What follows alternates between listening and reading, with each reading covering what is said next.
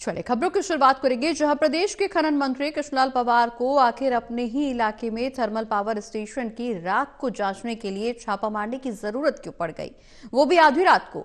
उन्होंने खुद देखा कि बिना नंबर प्लेट, बिना जीएसटी बिल और बिना वजन की पर्ची के ये ट्रॉले कैसे थोड़ी थोड़ी देर में वहां से गुजर रहे हैं। पुलिस इस मामले में दावा कर रही है कि सब ठीक है।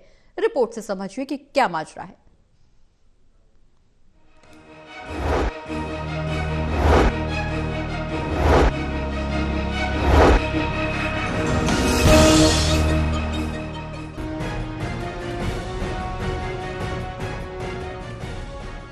प्रदेश में सरकार कोई भी रही हो, अवैध माइनिंग के आरोप और शोर कभी थमा नहीं है, क्योंकि इस विभाग में काम करने वाले अफसर, माइनिंग करने वाली फर्में, ठेकेदार और सत्ता से जुड़े नेताओं के लिए माइनिंग का व्यवसाय हमेशा आकर्षण रहा है, क्योंकि इस विभाग की गतिविधियां पब्लिक की नजरों से दूर रहती हैं।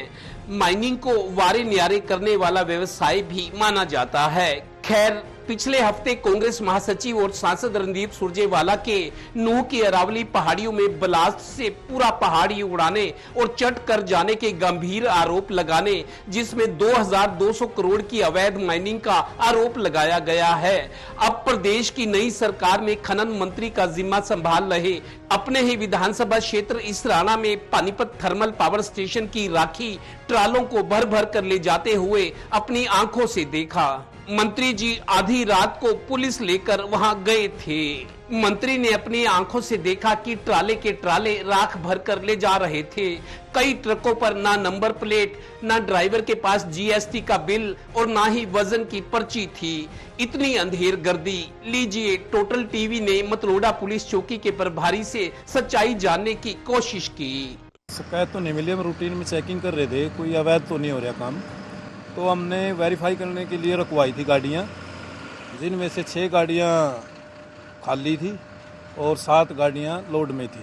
जो हमने वेरीफाई किया है, इनका एग्रीमेंट हुआ था थर्मल प्लांट से, जो वेरीफाई करने के बाद हमने उनको छोड़ दिया है। ये आपने अपने लेवल पे चेकिंग की थी, ऊपर से कोई आदेश आई? नहीं, हम नाकाबंदी पे थे, नाकाबंदी के दौरान हमने चेक की थी, रूटीन की चेकिंग थी।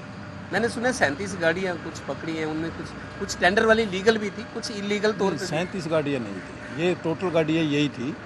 7 गाड़ियां जो लोडेड थी और 6 गाड़ियां खाली थी। इनके कागजात बिल्कुल ठीक मिले हैं, कोई कार्रवाई की आवश्यकता नहीं पड़ी है। गौरतलब है कि मतलोडा पुलिस चौकी के बाहर खड़े लोडेड वाहनों की कतार जरा देखिए।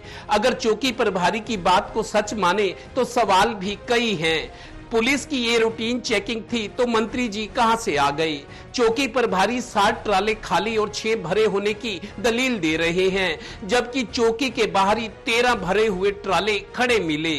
सूत्र बता रहे हैं कि कुल 37 ट्राले और ट्रक पकड़े गए, यानी असलियत और बयान में बहुत अंतर है। अच्छा हो कि सरकार, मंत्री और अफसर मिलकर ऐसे मामलों में कार्रवाई करें और पारदर्शिता दिखाने की कोशिश करें, क्योंकि ऊपर एक ऐसी शक्ति है जो सब कुछ देख रही है।